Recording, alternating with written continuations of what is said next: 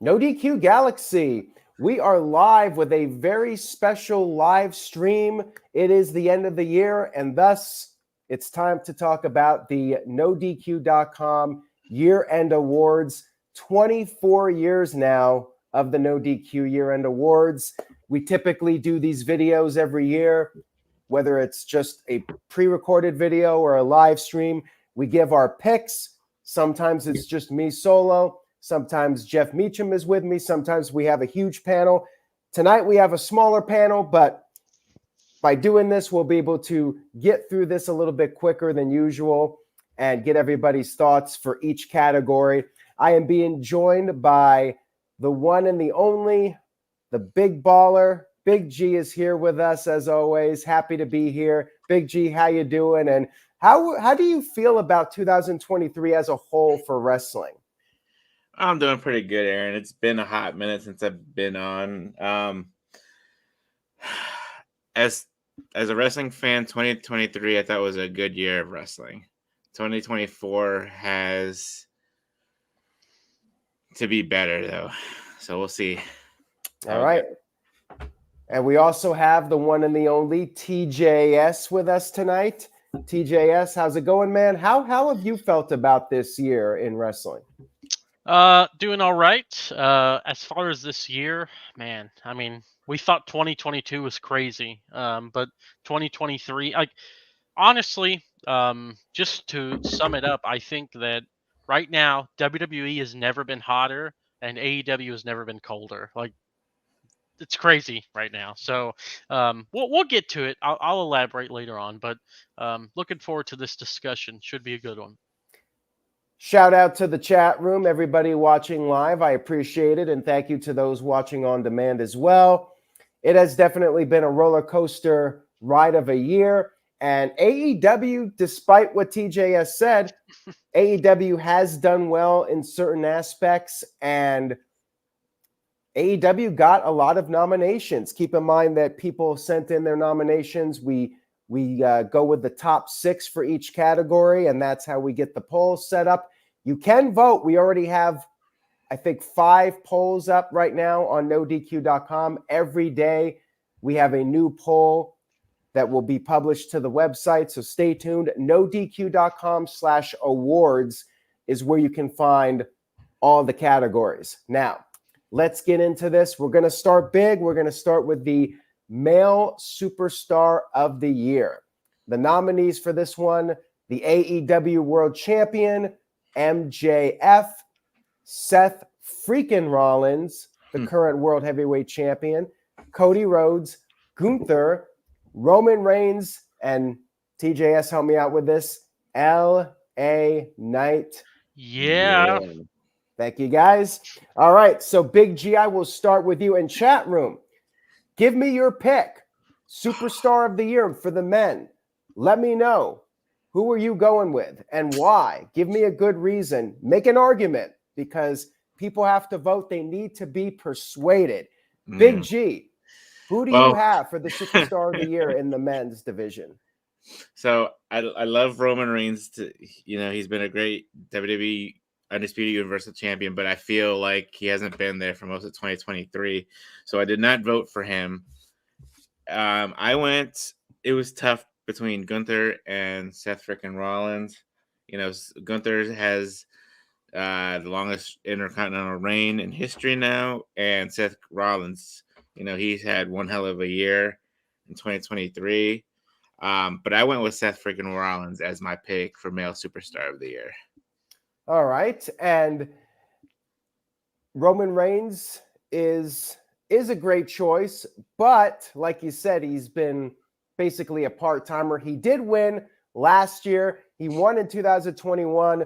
I'm sure Virtue of the No DQ review will be voting for him.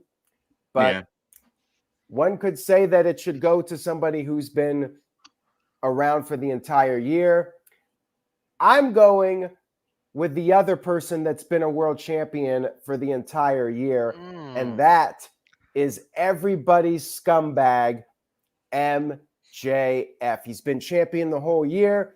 He's been defending it on pay-per-views. He's had some of the best matches of the year. He turned babyface, so he's been a heel and a face during this title run, and he's been the guy.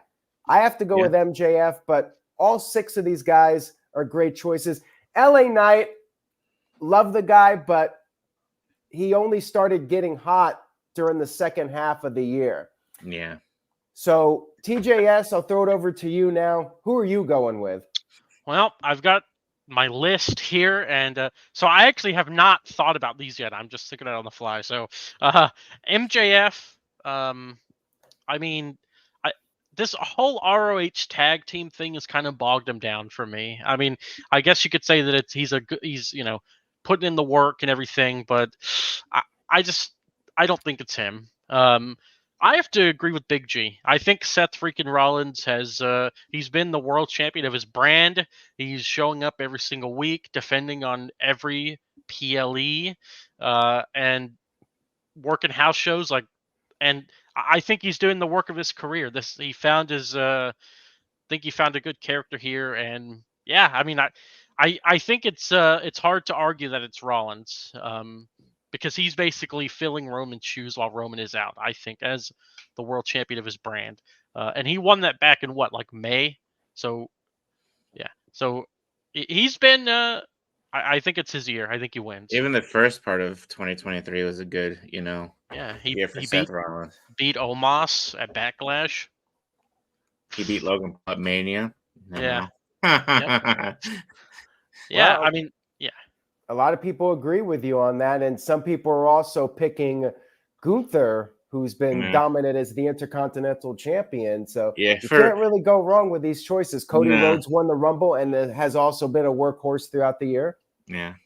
Yeah, I mean, I think the only this is unpopular, but the only person that doesn't belong on this list, in my opinion, is LA Knight. And I kind of agree with you, but he's a hot baby face right now. But he's in other categories, so maybe he'll win one of those. Yeah. Sami Zayn had a strong beginning of the year, but he kind of cooled off, and he didn't get enough nominations, nor would I pick him anyways, but he did have a strong beginning of the year. But maybe he's up for a few nominations here. Stay tuned. Let's get to the next category, which is female superstar of the year. We have Rhea Ripley, who's the current women's champion on Raw, Iyo Sky, who's champion on SmackDown, the current AEW women's champion, timeless Toni Storm, Bianca Belair, who's always doing great things, Julia Hart, current TBS champion, and Charlotte Flair, who is a Flair, and thus she somehow makes the list. So anyways, I think this one's a lot easier than the first category. I think it's Rhea Ripley, hands down, no competition. TJS, what do you think? Yeah, I mean, I agree with you. She's not really working the most matches, but she's the biggest female star in the company under Becky, and under the 3 horsewomen. I think that Rhea's probably the biggest star in the company. And yeah, she's had a hell of a year. I believe, did she win the title at Mania this year? Yeah, she won the Rumble. Yeah, okay. Easily, this is Rhea's year. I agree. Best character, best champion, and well, you could argue that too. And she's had some of the best matches for any female superstar. But Big G, any other thoughts you want to add to that? Not really. I mean, nothing against all the other women in this category, but like I said, Rhea has she's literally mommy's always on top. I can't wait for that loud ovation when they're in Australia at Elimination Chamber for her, because she's gonna, I believe, get the loudest pop there, if I'm not, besides Grayson Waller, if Grayson Waller's on that show. But yeah, Rhea Ripley is my choice. Chat room seems unanimous with Rhea Ripley. It's pretty much Rhea. So that was an easy one. This one might be a little bit more difficult to narrow it down to one. We got Tag Team of the Year. We have FTR, Judgment Day, which is Damian Priest and Finn Balor, Kevin Owens and Sami Zayn, the Acclaimed, everyone's favorite tag team. Everyone loves the Acclaimed. The Creed brothers, they got called up to the main roster recently, and the Usos. Now, the Usos won last year, but they did break up earlier this year. TJS, I'll throw it over to you first on this one. I think this is a tough call, but is it easy for you? What do you think? Well, I mean, I think it is pretty easy. So just looking at this list, Judgment Day, I mean, they're fine, but they're a faction. I don't really think of them when I think of tag team wrestling. Kevin Owens and Sami Zayn, they had a very hot start to the year, but after WrestleMania, kind of just cooled off and eventually fizzled out. The Acclaimed, I mean, I guess they're doing okay, but again, I don't think that they've had a super memorable year. They're pretty over, but nothing too crazy.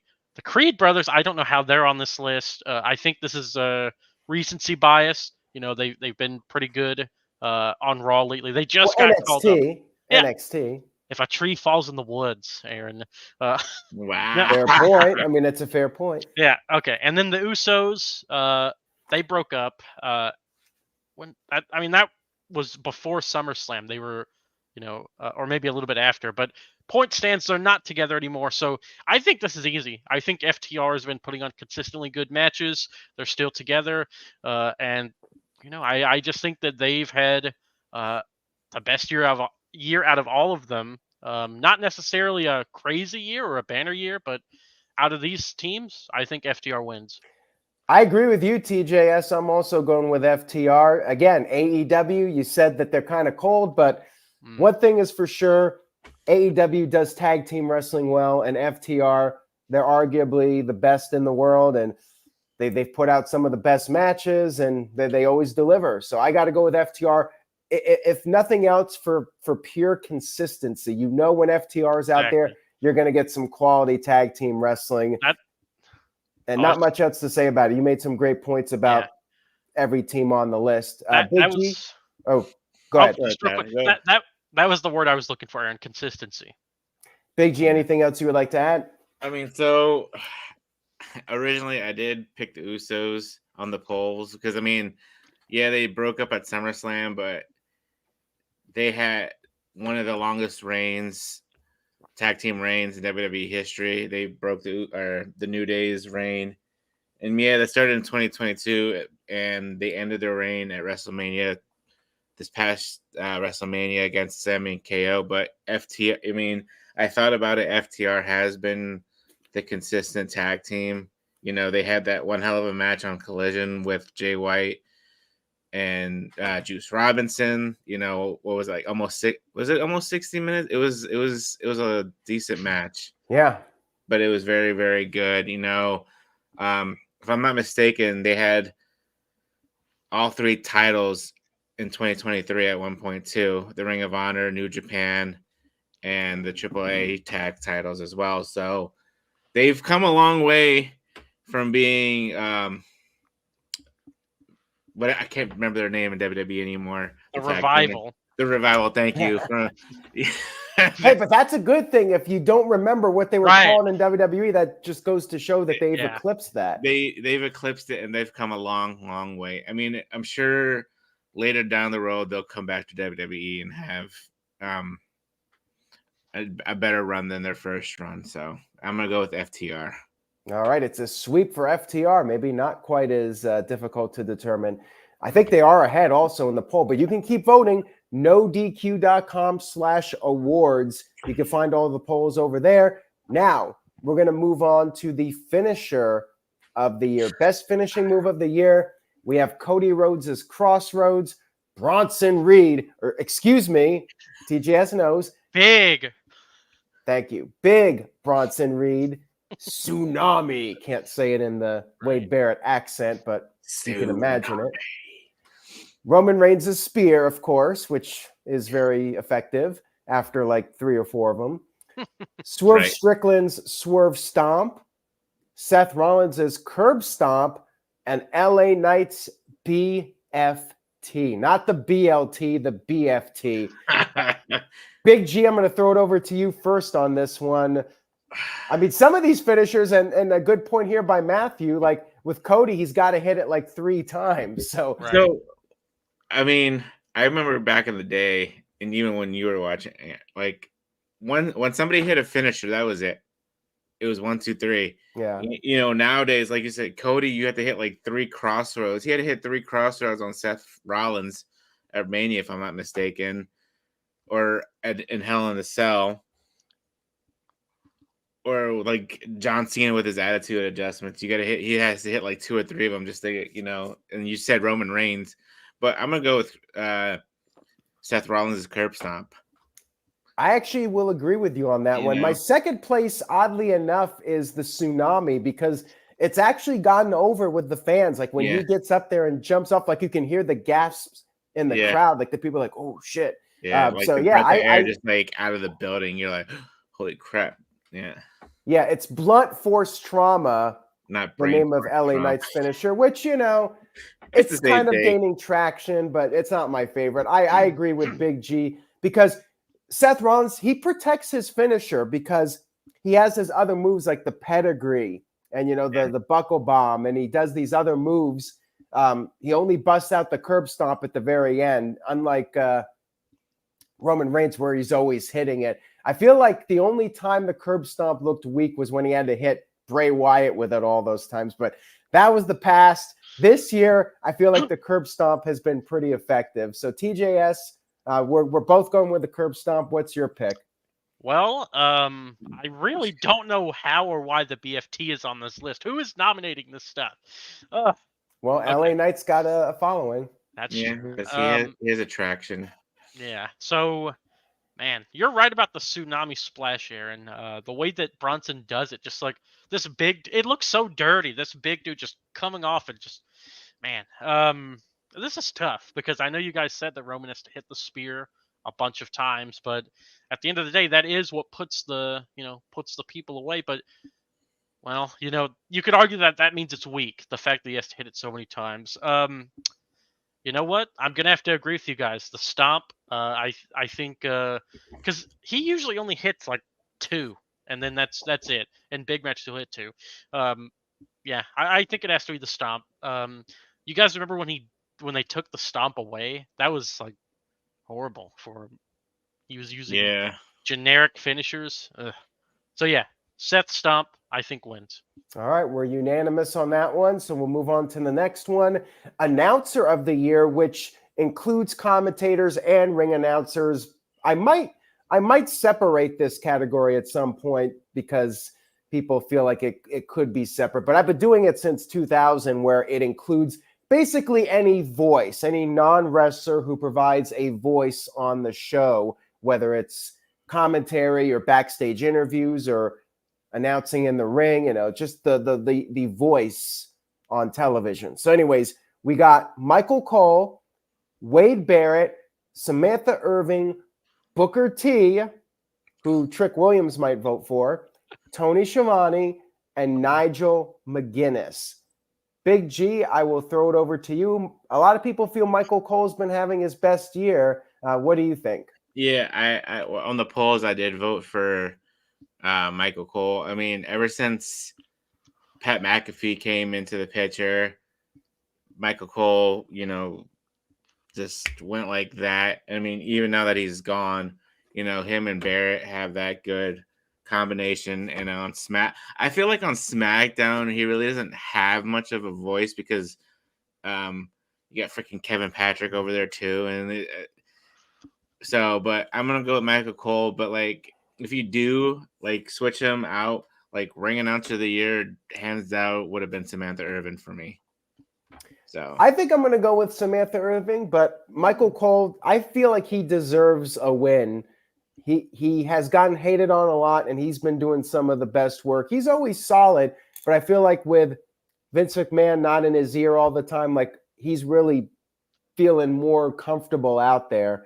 Virtue's not a big Samantha Irving fan. I guess he feels threatened because he's a die-hard mark for Howard Finkel, and to even say Samantha Irving is close to his level, he can't take it. It just drives him mad. But my pick is Samantha Irving.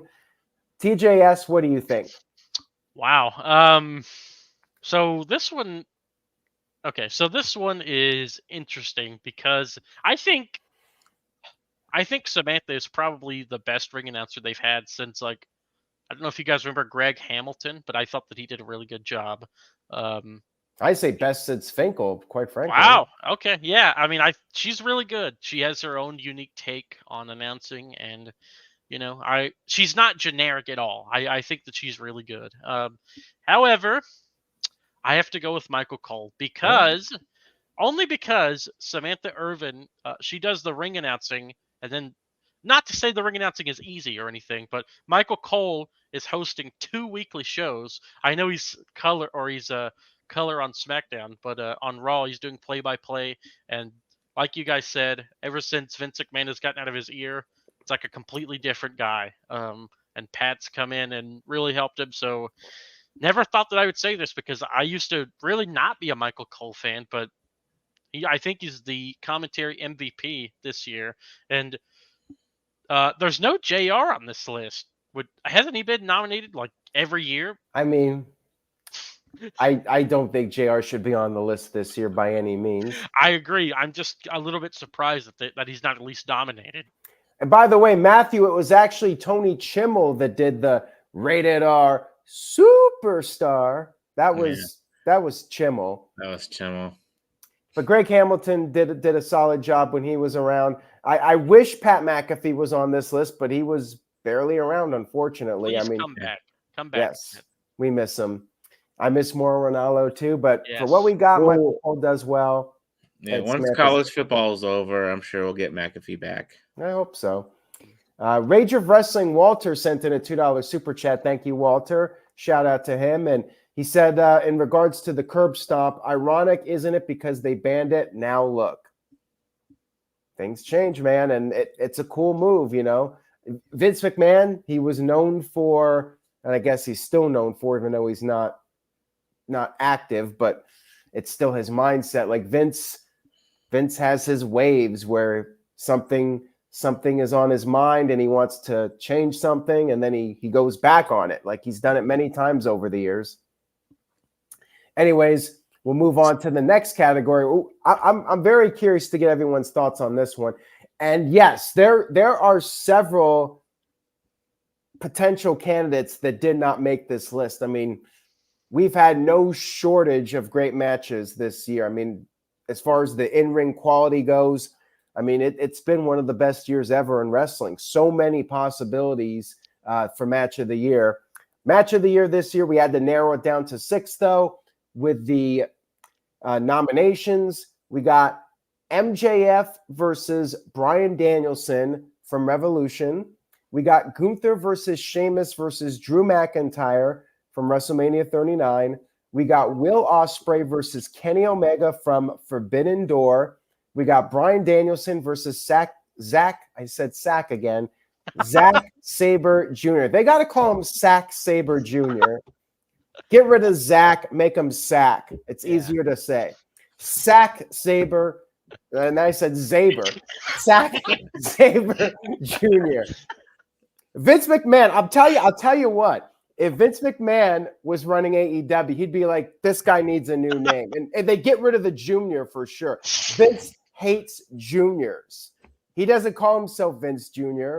Oh, I forgot he is a Vince Jr. He is a junior, and he doesn't call himself Junior, nor does he like the name Junior. So Rey Mysterio Jr., it's just Rey Mysterio. So he would be Sack. He would just be Sack if he was in WWE. Anyways, that's from WrestleDream. Ilja Draganov, I think I pronounced that right, versus Carmelo Hayes from NXT No Mercy. And then Hangman Adam Page versus Swerve Strickland. Everybody's favorite match, the Texas Death Match from Full Gear. And Virtue's like this was one of the worst matches of the year. So very polarizing match, but it did get a lot of nominations. Now, TJS, it might be, like you said earlier, recency bias, and people just, it's fresh in their memories, and that's why it got nominated. But it was a spectacle for sure. So TJS, we'll start with you on this one. What's your pick? Are you going to go against Virtue and Colin and say that the Texas Death Match was match of the year? The blood drinking, the vampire moment, was that top tier professional wrestling? Go for it. Yeah, that's what I'm going with, actually.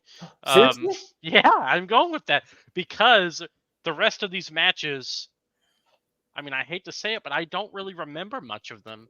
I mean, I know who won. I mean, I'm looking at the list. I know who won, but is anyone going to be talking about these matches in, the next 5 or 10 years? I don't think so. Besides just saying, oh, that's such a good match. With this death match, it is what it was advertised as. They really did give a death match. Like, it was crazy. And I mean, you could argue, well, that's not really a wrestling match. I believe the match was like over 20 minutes long, wasn't it? Like, I mean, it takes some serious cardio to go out there and perform that way. And maybe it's the sports entertainment fan in me, but you know, sometimes I just want something besides pro wrestling, and this match delivered it. So yeah, I mean, that's what I'm going with. Close second would probably be the triple threat from WrestleMania, but I know it's controversial, but that's it. The death match wins it for me. Now, Big G, AEW's got 4 matches on this list. AEW definitely stepped it up this year with the in-ring quality. I mean, they really have since the beginning, but I mean, they really took it next level with more pay-per-views and more big, high-profile matches. AEW has delivered time and time again, and WWE, the main roster, only got 1 match, but that was a hell of a match. What's your pick? Well, I mean, they're all good matches, but I went with the one from 39 with Gunther versus Sheamus versus McIntyre. That match was very well done. It was back and forth. I can still remember, like, I can hear like the chops in the back of my head that from that night. It's crazy, but and that I believe that, I mean, Gunther had a good reign. His reign was very good, but like, I think that match solidified his Intercontinental reign. That put him on the map. He beat 2 former world champions and Drew McIntyre and Sheamus. So, and it was a clean finish. You had no interference from Imperium. So that match of the year for me right there. All right, so we're all going different on this one because I'm picking the Iron Man match from Revolution, MJF versus Bryan Danielson. I think it was the best Iron Man match of all time. I think it was better than Kurt Angle versus Brock Lesnar. I was blown away by that match. Like, it takes a lot to hold your attention for an hour, and I was invested in that from start to finish. Bryan Danielson is one of the best wrestlers in the world, and MJF had a lot to prove in that match. People are like, the guy's a great talker, but he's not that good in the ring. Well, he went out there and he tore the house down with Bryan Danielson, and I absolutely love that match. And I actually think it's winning right now in the poll. So there you go. I'm not the only one that thinks it's the match of the year. MJF, Bryan Danielson, fantastic stuff. I mean, they're just next level stuff there. And the WrestleMania match was great. Really, all these matches were top tier, and I think you could make a valid argument for any of them. I mean, Adam Page and Swerve Strickland, not everybody's cup of tea, but I mean, they delivered. People wanted a death match, and boy, oh boy, did they get a death match. Yes, I'm scoring points with not just Dave Meltzer, but probably MJF too, since he might be watching this. And Jeff's trying to hook him up with an award if he wins. So we'll see if Jeff is a man of his word. Now, Walter Cruz sent in a $2 super chat, says, would love a 2-man team of Pat McAfee and Mauro Ranallo. Yes, 100%. I would love that team. I don't think we're ever going to get it, but that would be a great team. Thank you for that, Walter. And now we move on to the pay-per-view of the year. Oof. We got the Royal Rumble, Revolution, WrestleMania 39, Forbidden Door, All In, and again, this could be recency bias, but it was a hell of a show. I actually gave it an A, Survivor Series. Big G, we'll start with you on this one. What was your favorite pay-per-view of 2023? What did I put down? I'm trying to remember. I mean, I think I remember now. You just go with your gut. Yeah, I mean, all of them were great pay-per-views, but I believe I went with WrestleMania 39. And I will agree with you just because it's the biggest spectacle. And as long as WrestleMania delivers, there's really nothing that can touch it as far as being the Super Bowl of wrestling. Night 1 was absolutely fantastic. Night 2 was not quite as good in my opinion, but night 1 was fantastic. And you had some big moments on both nights. Yep. And it delivered as the Super Bowl of wrestling. It's hard to beat. I'm going to be biased for next year's awards because I'm going to be at WrestleMania 40. So right. Well, I was at SummerSlam at Ford Field in Detroit, and I still thought WrestleMania was the superior show. And AEW had fantastic pay-per-views, though, all around. So they do. I mean, don't get me wrong. Could argue All In, too. Don't get me wrong with AEW, but like I feel like if they're short, if the pay-per-views are a little bit shorter, people will remember them a lot more. So yeah, I mean, we could separate them, but WrestleMania, and it is kind of unfair because it's the 2 nights, but also a bad second night could drag down the whole thing. It's a package. WrestleMania is a package. So both nights need to deliver. If night 2 was a complete disaster, then you could say, well, maybe no to WrestleMania. But yeah, night 1 was just brilliant. TJS, what are your thoughts? I mean, yeah, I agree. I think WrestleMania was really good. It's been delivering the last few years. And yeah, like you said, Aaron, it is WrestleMania, but I mean, there were times where I didn't really look forward to WrestleMania, like WrestleMania 27 or 28. But yeah, I think it has to be WrestleMania. The name, the spectacle, the biggest stage, the granddaddy of them all. I think it has to be WrestleMania, and I think both nights are really good. So there were a couple matches that were not great, but overall, I think it's WrestleMania. Thank you for that, TJS. We're unanimous on that one. I think we're going to be unanimous on this one. I'm pretty sure. We got Breakout Star of the Year. The nominees, Dominic Mysterio, who's actually a good choice, Julia Hart, Willow Nightingale, Tiffany Stratton, Swerve Strickland, and Big G, help me out on this one, L.A. Knight. Yeah. I think it's LA Knight. Like, I mean, who's had a hotter and faster rise in 2023 than yeah. I mean, I did pick LA Knight, but Dominic has come a long way since he first started. He's one of the biggest heels on Raw right now. Julia Hart's come a long way too, from being the goody two-shoe cheerleader to being in the House of Black to now being a champion. But LA Knight has been on top for sure. So, all right, TJS, 2 for LA Knight. Are you going with him too? Virtue thinks Dominic. Yeah. No, I don't think it's Dominic. I think that we got another category coming up that maybe Dominic would fit better in. It has to be LA Knight. This guy went from being Max Dupree to being to facing Roman Reigns in Saudi Arabia for the world title. Like, I mean, it's huge. And I did go to a live event not probably 2 or 3 weeks ago, and I live in an area with a bunch of casuals, but everybody knew whose game it was.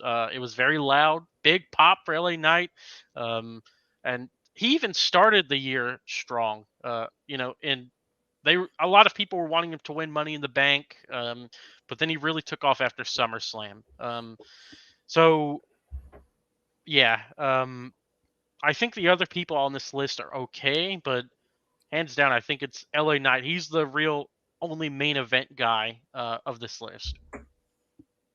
All right. Well, thank you for that. And not everyone's going to agree with that, but I think it's pretty clear based on just the sheer level of momentum. But Dominic is up there. Swerve Strickland is up there too. Like, he had a great year as well. Yeah. Next up, okay, this one might go the same route. We got catchphrase of the year. You guys can say it. LA Knight. Yeah. That's one of them. The Acclaimed, Scissor Me. Daddy ass. Mommy's Always on Top from Rhea Ripley. Nobody is on the level of the devil. MJF. Adam from Roderick Strong. And Jey Usos. No longer yeet. Oh, we can't say it anymore. It's already Demonetized. Great. delete or delete. Yeah. It's deleted. Yes. Anyways, I think LA Knight's is the pick. It's got to be right because it's like Woo and New Day Rocks. When you go to a WWE show, and I went to a couple this year, before the show starts, everyone's going yeah. And when we were at Ford Field, when we were outside the stadium, walking around the street, people were saying yeah, like passing by, like people would just be going yeah, and then like 10 other people would do it. So it's got to be LA Knight. Big G. I mean, I picked yeah, but Mommy's Always on Top is like right there with it for me. But the funny thing so I went to SmackDown in Hershey, and I mean, the yeah movement is very big. I went to an AEW show. Was it Collision? No, Dynamite in New Jersey, and they were doing the yeah over there. There was just like one section just chanting yeah, and then like these guys saying whose game is it? I was like, come on, we're in an AEW show, but that's how much of an impact that LA Knight has that they're doing a yeah chant in AEW. At TJS, who do you got? Oh, I mean, it has to be LA Knight. Like you said, Aaron, I went to this house show and I did not know how fun it was going to be to just like say yeah after everything. It's great. Yeah, it has to be LA Knight. There's no other choice on this list that I don't even think. I mean, Yeet was good, but it's gone. It came and it went. Indeed. I mean, So, he yeah. said he was saying it for a good while, even when it was with the Bloodline. He was saying it. Yeah, but then they put it on a shirt, and they really started like pushing it. Yeah. But now, yeah, I mean, LA Knight, yeah. All right, we got that. Now we move on to faction of the year. We have Judgment Day, Bloodline, House of Black, Chase U from NXT, the Don Callis family, and Damage Control.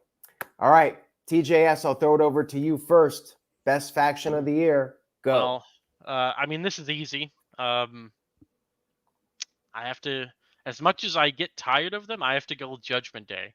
I mean, no one else on this list really has had such a banner year. I mean, WWE basically relies on them to fill Raw at this point. So I think it has to be Judgment Day. They were draped in gold.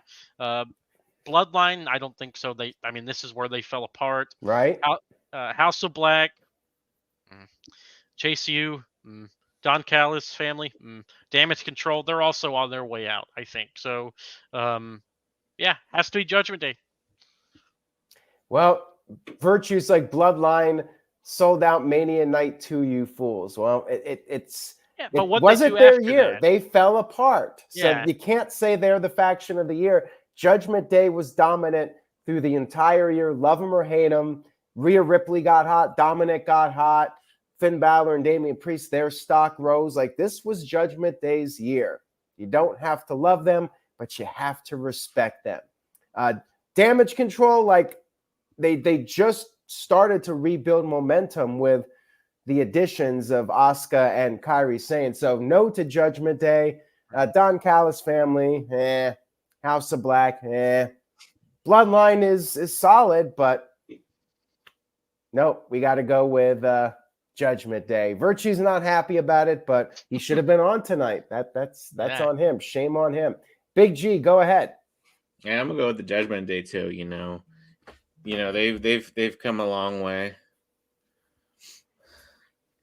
So I'm gonna go with Judgment Day. All right, there you go. Everyone picked Judgment Day on this one. It's another sweep. All right, next up we have Comeback of the Year. I mean, this is another one where I think it's pretty clear.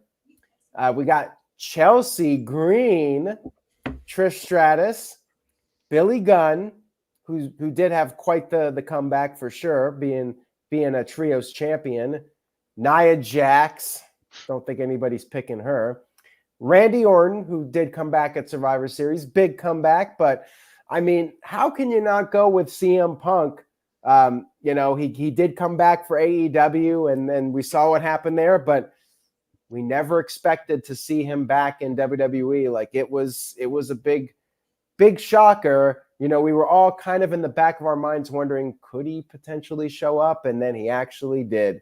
CM Punk coming back after 10 years. Big news, and we're going to get to that in a moment here. But yeah, I have to go with CM Punk. TJS, what's your pick?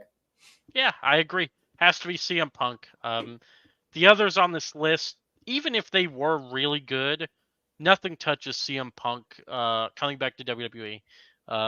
Easy. I think he's going to win by a landslide. Yeah, I mean, it's a no-brainer for me on this one. Big G, anything you would like to add? Yeah, I'm going to go with CM Punk as well. I agree with wrestling's biggest fan. He kind of eclipsed Randy Orton's return. Maybe if CM Punk didn't return, Randy Orton would be the choice. Who would be your choice second? I think I'd go with Orton. Yeah, I would too. All right. Speaking of CM Punk, we have Headline of the Year, the biggest news story, in your opinion, of the year. And, we got a lot of big ones here. We got Endeavor merging WWE and UFC to form TKO. Definitely a big development. CM Punk fired from AEW after the altercation with Jack Perry. CM Punk returns to WWE at Survivor Series. So 2 headlines for CM Punk. Wyndham Rotundo, unfortunately, passing away. Bray Wyatt, very sad story. Jade Cargill signing with WWE, another big jump from AEW to WWE. And then a WWE to AEW jump. Adam Copeland, a.k.a. Edge, signing with AEW. Big G, I'll start with you. Your thoughts on this one. A lot of big headlines in 2023. I mean, Wyndham Rotunda, Bray Wyatt passing away was huge. Jade Cargill coming over to WWE was huge. Adam going to AEW. I never thought in a million years Adam would go to AEW. I thought he'd be a WWE lifer just like Taker. TKO forming, and then you got CM Punk. I'm going to go with 1A and 1B. I'm going to go with CM Punk getting fired and then coming back to WWE.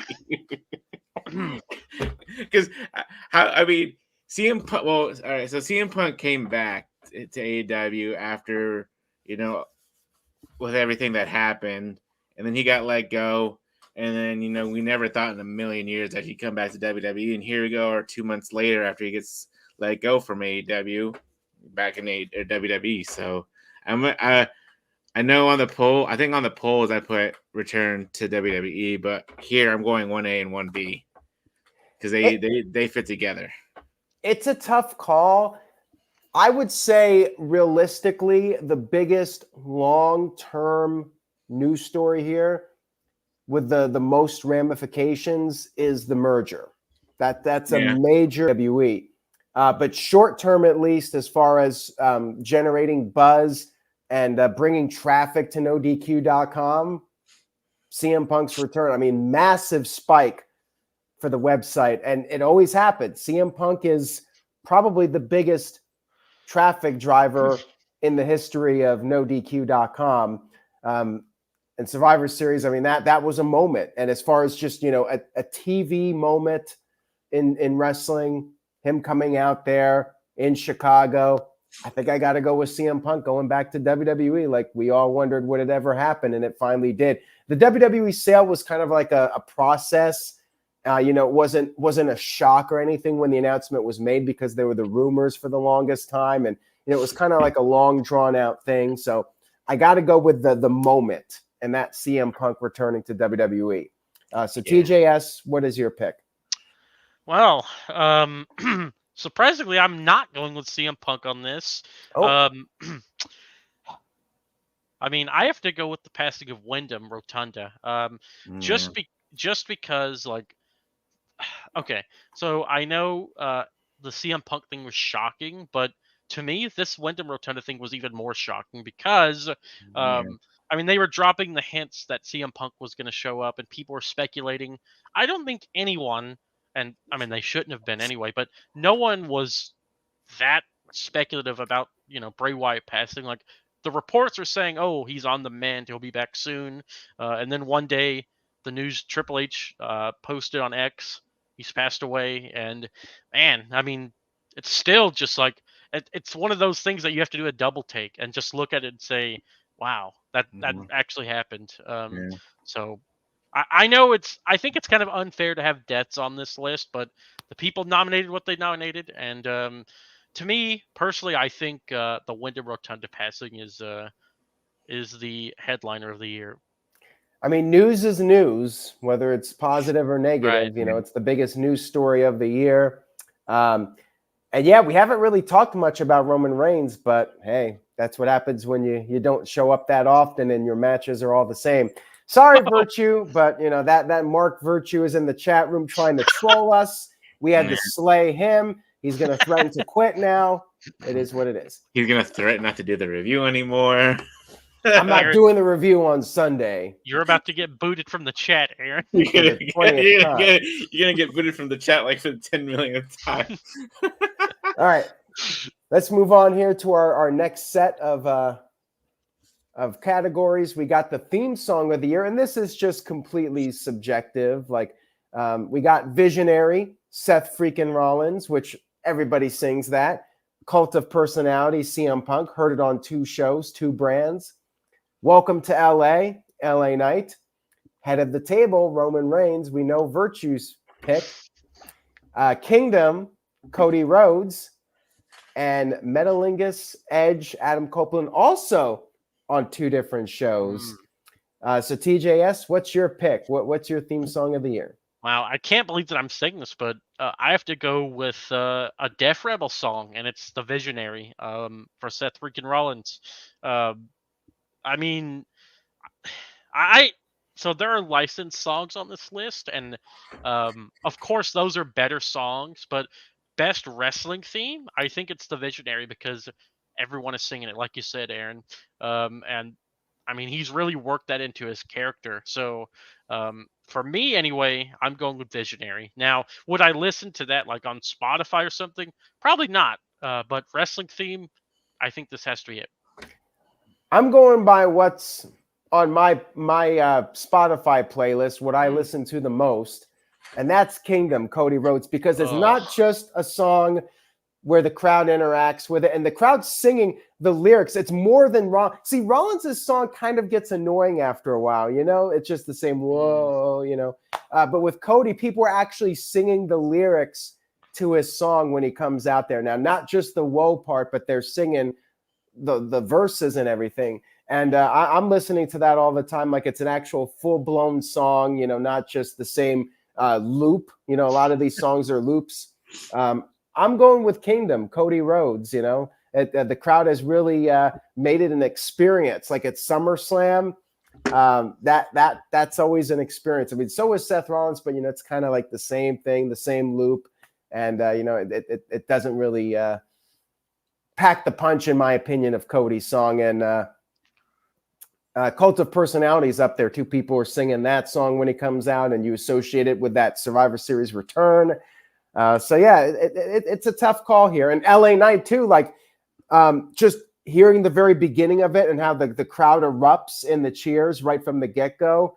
So yeah, it's a tough call, but I think I got to go with Kingdom. Big G, what's your pick? God, so many good choices here, but I went with Seth Rollins' Visionary as my pick. I don't have Spotify, but I have Amazon. My number two, it's so funny. My number two song that was mostly played was Kingdom, and then Roman Reigns head of the table, and then Seth Rollins Visionary was number 15 on my list, but I still love that song.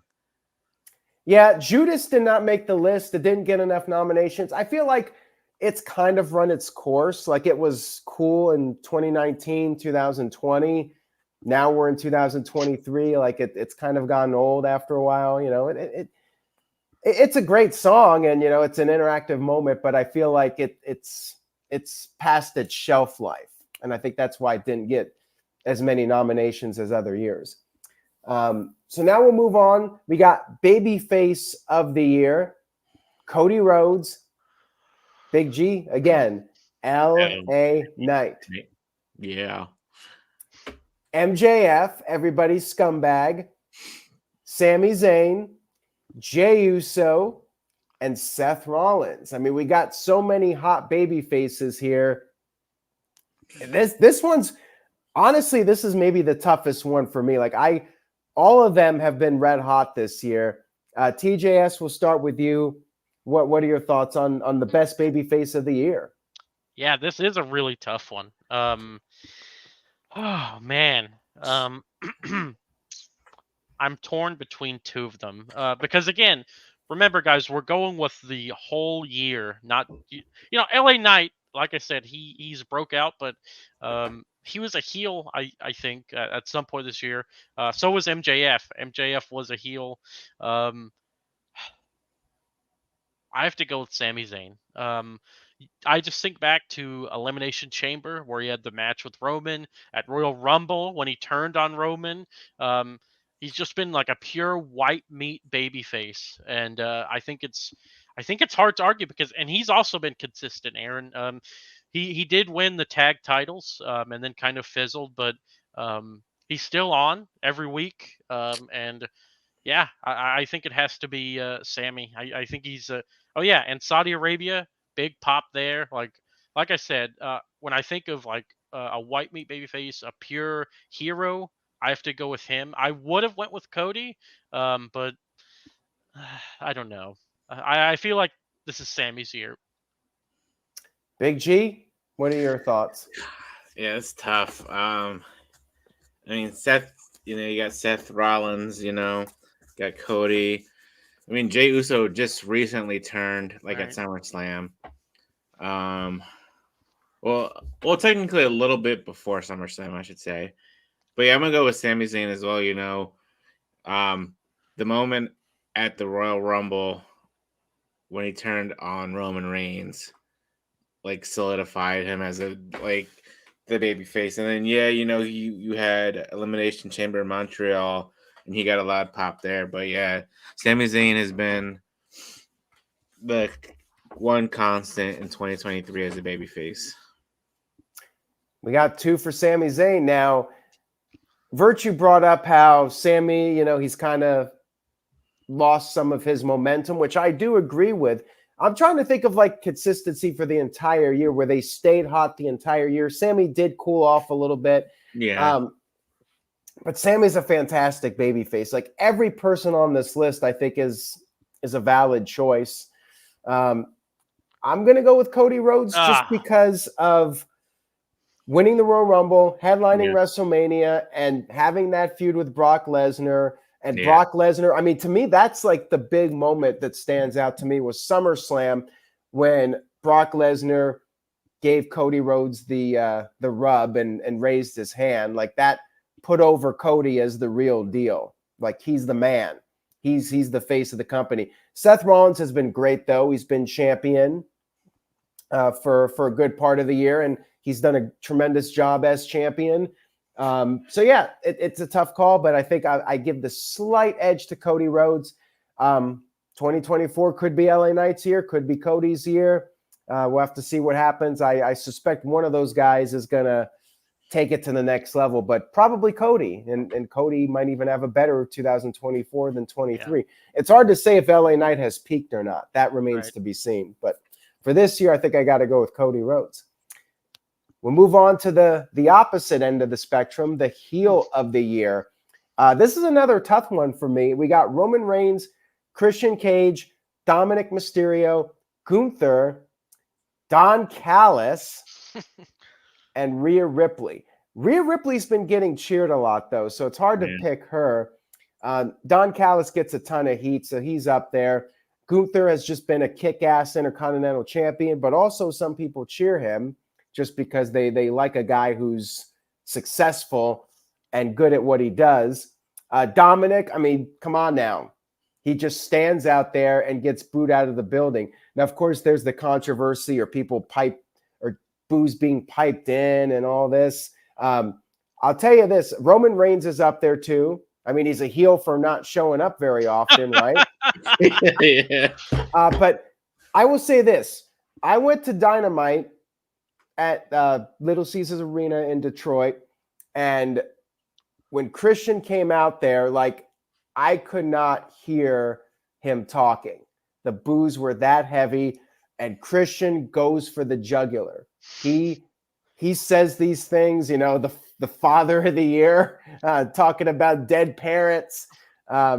Christian is what MJF used to be. Like, he is pushing the envelope. Dominic is just a prick, you know. People don't like the guy. And he does a great job milking the crowd heat.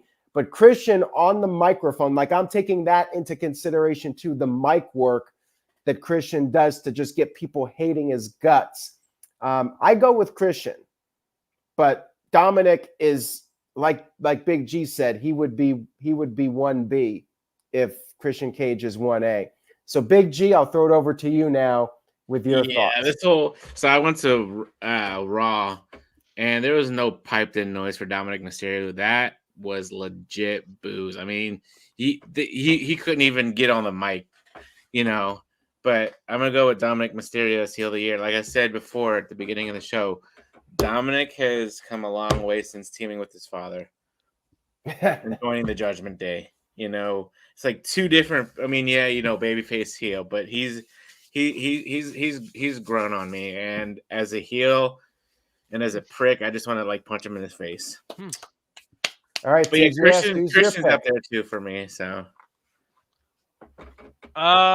yeah, I mean, Aaron, correct me if I'm wrong. Didn't Christian Cage try to concerto someone's mom? Yeah. Like, I mean, how can you argue with that as heel of the year? I think it has to be Christian. I think man, I know I've said this a few times, but I think he's doing the work of his career now. I think, you know, back in the day with Edge, of course, he was great, but from like 2000, since his TNA run, before the TNA run, I think that Christian's doing the work of his career. Easily the best heel, and he got rid of the Luchasaurus name, which, I mean, big pop for that.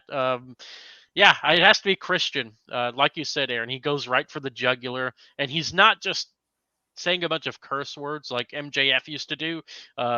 He's actually saying things that are gonna upset people. And I think that's one of the best parts of being a heel. So easily Christian. And yeah, Dominic is really good. Like you said, he's a prick. He would be my number 2, but I think Christian gets the slight edge here. All right. I like what you you said there. All right. Next up, we have Feud of the Year. We got Orange Cassidy versus Jon Moxley, Cody Rhodes versus Brock Lesnar, Roman Reigns versus Jey Uso, Rey Mysterio versus Dominic Mysterio, MJF versus Bryan Danielson, and Hangman Adam Page versus Swerve Strickland. So TJS, I'll throw it right back over to you. Some solid feuds this year. What's your pick? Well, I think I have to go with Cody versus Brock. They had a really good trilogy of matches, and like you said, Aaron, this was like Cody's his breakout moment. I mean, he did win the Rumble, but to have 3 matches with Brock Lesnar and have him hold up your hand at the end of one of them, I mean, I think that signifies that you're the guy. And yeah, I mean, we technically we never got a reason as to why Brock attacked Cody, but I think I think it was the feud of the year. The rest of these, Orange Cassidy versus Moxley, you know, I don't know. I feel like there was no animosity or bad blood in that one. But Brock Lesnar versus Cody, it made me feel like those two guys actually hated each other. You had the security always keeping them apart, the lazy pull apart brawls. Yeah, I think it's Cody versus Brock for me. I mean, definitely as far as the matches go, like that's up there. But I feel like the story wasn't really making a whole lot of sense, like why Brock Lesnar turned against Cody. But they did deliver in their matches. Adam Page and Swerve Strickland, like the match was memorable. The feud, like you had the home invasion, that's been done. MJF and Bryan Danielson was solid, but again, I think people will remember the match more than the build up for it. Ray and Dominic was great. I mean, it elevated Dominic big time. Very entertaining stuff. Orange Cassidy, John Moxley. Yeah. I mean, they had some good matches, but I mean, not my favorite. Here you go, Virtue. Roman Reigns versus Jey Uso is my pick. I mean, great storytelling. They've been building at it for 3 years. It was 3 years in the making, and WrestleMania set up that tag match for Saudi Arabia, and then the pop when the break finally happened, that was phenomenal. And then they got the moment in Madison Square Garden. I was there for that, and then SummerSlam, the big match, and Jey, even though he lost to Roman Reigns, his stock elevated big time from that storyline. So yeah, I got to go with Roman Reigns versus Jey Uso. Not necessarily the match being the best. It wasn't on the choice list for match of the year, but the story I felt was extremely compelling, week to week on TV. TJS? I'm changing my pick. I agree. Yeah, I agree with you. Because I was really thinking like, that tribal combat match was okay, but the feud overall, yeah, I think I agree. And like you said, there are some plot holes in Cody versus Brock. We don't know why they were even, fighting. With Jey and Roman, like you said, it's been building so many years. I think it's that. Yeah, and Brock didn't show up a lot, but Roman Reigns, when he did show up, like they when Roman wasn't there, they had something else going on that advanced the storyline, whether Paul Heyman was calling Roman Reigns or whatever. They kept it going week after week. So yeah, I have to go with Roman versus Jey. Big G, your pick? Yeah, I'm gonna go with Roman versus Jey too. The one thing that stands out to me was I remember at in Saudi Arabia Night of Champions when not Jey, but Jimmy Uso super kicked Roman Reigns, and just all the times that Jey Uso was in the middle of them, or him and Sam, or Roman and Sami, Jimmy and Roman, and Jey Uso, every time I felt like he should have won an Oscar just for his acting, because it was so well done. Cinema. And when Sami turned on Roman and oh my God, Jay's expression, he's just like, what the heck, And once they finally got to Roman and Jey, it went off from there. So I'm gonna go with Roman versus Jey as well. All right, there you have it, Virtue. We've redeemed ourselves for Virtue. All right, next up we have most underrated of the year. We got Chad Gable, LA Knight, The Miz, Natalya, Zoe Stark, and Konosuke Takeshita from AEW. My pick is Chad Gable. They have been pushing him more than other years, but I mean, I think he could have been a guy to beat Gunther for the title. It doesn't look like they're going in that direction, but Gable has really stepped it up and really should be at a higher level than he's at, in my opinion. I'm picking Chad Gable. Big G, who's your pick? I mean, it's funny that The Miz is on the underrated superstar. I mean, he is. He is, but I'm going to go with Chad Gable as well. Was it the trilogy with Gunther, or 2 matches with Gunther? I think it was 2. 2? Okay. I think so. Yeah, the 2 matches with Gunther really showed Chad Gable as a single superstar. I mean, yeah, he had his thing when he was Shorty G for a little bit, and then they put him with Otis in the Alpha Academy, and He's had single matches here and there, but I think the 2 matches with Gunther really put him on the map.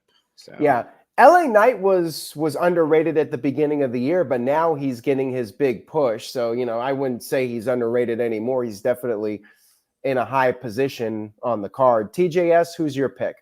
Yeah, I mean, it has to be Chad Gable. I've liked Chad since like the American Alpha days. yeah. So yeah, I mean, it was painful to watch him go through that Shorty G gimmick. Like, Yeah. ugh. Yeah, I mean, I agree with you guys. It has to be Gable. He, like you guys said, underrated. The Miz is underrated, but he's also already been a world champion. Natalia's been women's champion. LA Knight had a world title match. Zoe Stark had a world title match. Takeshita, I mean, I think he gets a lot of praise as it is. I have to go with Chad Gable. And like you said, Aaron, actually, like you both said, the matches with Gunther, very good stuff. I mean, I think he's been the most underrated forever. And by the way, no Claudio/Cesaro on this list. I believe he won it a lot in years past, right? He did. Yeah, I think ever since he went to AEW. Yeah. Ever since he changed his name to Cesaro to Claudio, he's like no more underrated. Right. Yeah. All right, we got Talker of the Year, best promo guy of 2023. We have TJS, help me out here. LA Knight. Yeah. Thank you for that. Everybody's favorite scumbag MJF, CM Punk, Cody Rhodes, Christian Cage, and Roman Reigns. Big G, we'll start with you. Tough call, huh? Yeah, I mean, they're all good, but I'm going to go with MJF. I've left MJF out of a lot of choices this evening, but I think MJF, I mean, if I could, 1A, 1B, MJF and CM Punk right there at the top, 2 of the best talkers in the business, but I'm going to go with MJF.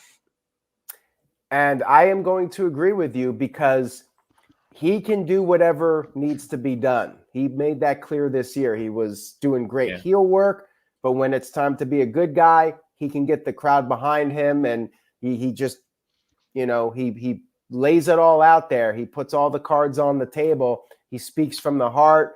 MJF, he's a student of the game. He can do any promo style. He's my pick. CM Punk is one of the best, but we didn't hear a whole lot of him. And, we never got like that explosive CM Punk promo, and people are still waiting on it. They want to hear CM Punk go out there and drop the bomb, but we did not get that this year. So I can't go with him. Cody is always great. Christian Cage, we talked about him earlier. Great heel character, always entertains on the mic. Roman Reigns is great when he's there. And LA Knight, he's solid. I wouldn't say he's the best, but he's definitely solid. TJS, who's your pick? Yeah, I mean, I'm trying to pull up last year's winner. While I'm doing that, I agree. I think it's MJF. Because like you said, Aaron, he can turn the crowd on a dime, basically. He knows exactly what to say, to tug at the heartstrings or to get under your skin. MJF, I think he's the pick. Like you said, CM Punk, haven't really heard a whole lot. I mean, he did his return promo when he came back on Collision. But other than that, nothing too good or nothing too monumental or memorable. So yeah, LA Knight's good, but again, I just think MJF has played both sides, and I think he's damn good at it. So going with him. By the way, last year it was Roman Reigns.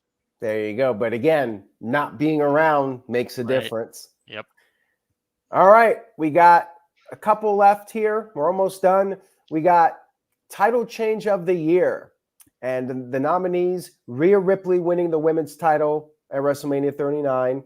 Logan Paul winning the U.S. title at Crown Jewel.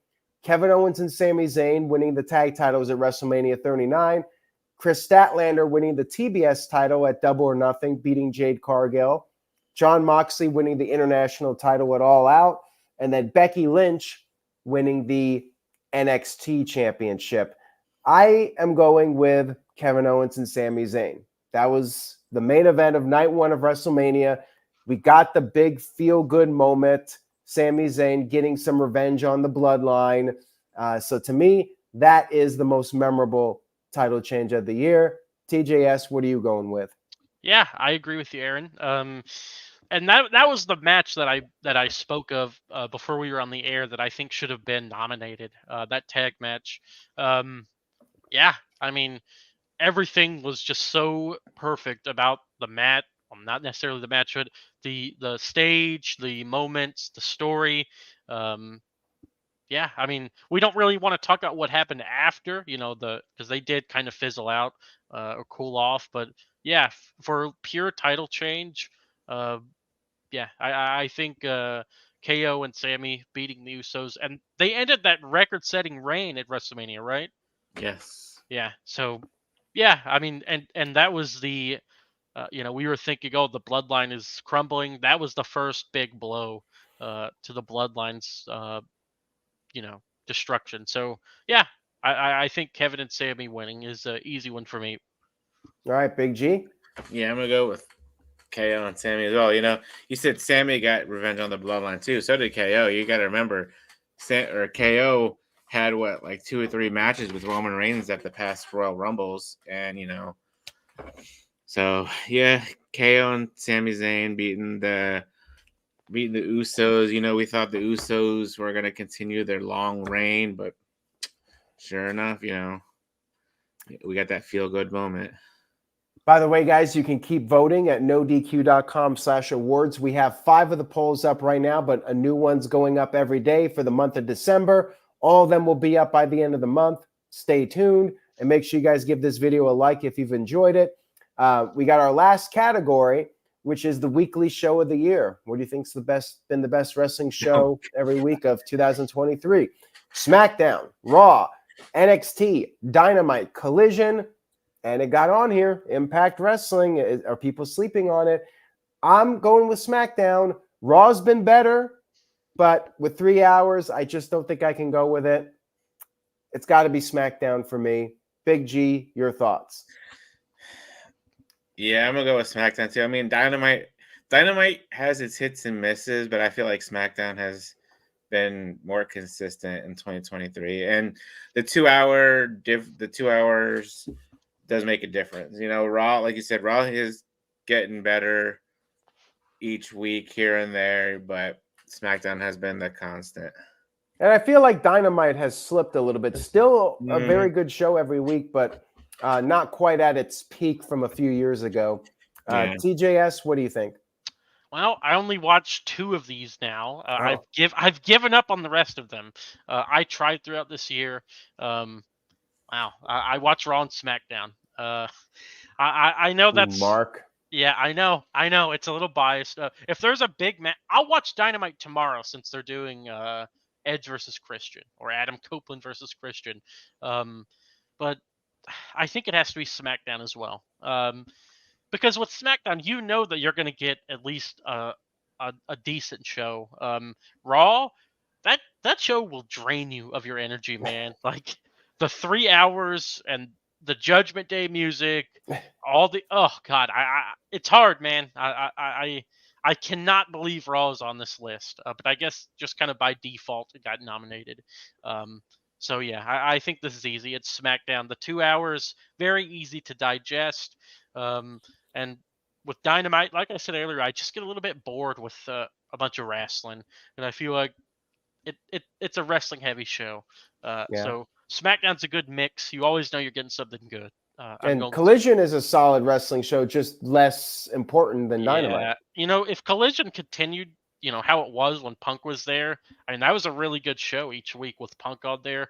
But yeah, consistency. I'm gonna be honest. I gave up on Collision and Rampage. I mean, with Raw, SmackDown, and Dynamite, that's just like enough for me. Yeah, I mean, Collision is. I mean, didn't it get like 250,000 viewers not long ago? Yeah, but that's WWE Premium Live event. Yeah, Matthew puts a good point. When Punk left, Collision died. Yeah. I mean, and now they're trying to make Bryan Danielson like the head of Collision. Aaron, even you've pretty much given up on Collision, right? Yeah, I mean, it's a good wrestling show, but it's just so much content to keep up with, and I'd rather focus on the main shows. Yeah, I've heard NXT's gotten a lot better, but I too haven't much. I haven't been Yeah. watching it. I haven't Yeah. watched it either. So yeah, SmackDown. I think we're unanimous, right? Yep. SmackDown it is. All right, guys. So there you have it. NoDQ.com year-end awards. You guys can vote on the categories over at NoDQ.com/awards. All of the polls will be up by the end of the month. So keep voting. Tell a friend. Spread the word. Keep voting. Every vote counts. And I've seen it where there sometimes could be like a dozen votes separating first from second. So definitely, if you tell your friends to vote a certain way, that could change the outcome of the poll. Keep the votes coming in. Tell your friends. Spread the word. Share this and share the link to the polls. NoDQ.com/awards. Virtue MJF is currently winning Male Superstar of the Year so far, but we still got time left. Keep those votes coming in. Thank you, Big G. Thank you, TJS, for coming on tonight. Much appreciated. TJS, what would you like to plug and promote? Well, you could follow me on X. My handle is Tyler Joseph Smith without the vowels, because my name is too long to fit on X. And yeah, I appreciate you having me on. I'm tired. Still got some more work to do after this. Don't know when I'm going to bed, but it's been very busy lately. And stay tuned, guys. It's the year's not over yet. Going to be some good times. Stay tuned to NoDQ.com and vote, like Aaron said. You need to do your civic duty and vote in the NoDQ.com year-end awards. Yes. Big G, go ahead with your plugs here. Here's your list. There you go. You can follow me at TikTok at BigBallerG1988, on X or Twix, whatever you want to call it. NoDQ_BigBallerG, and Insta. I don't do the threads thing anymore, but NoDQ_BigBallerG1988, and that is it for me. And yes, vote. You can vote until the end of the year. That's it, guys. Take care, everybody. Have a great December. Stay safe out there. Peace and love to everybody out there. And we'll see you next time. Remember, buy a shirt. NoDQ.com/merch. You could still get a holiday gift for somebody. You can get them a post-holiday gift. Just head over there. NoDQ.com/merch. Say yeah to NoDQ, and we'll see you next time. Yeah.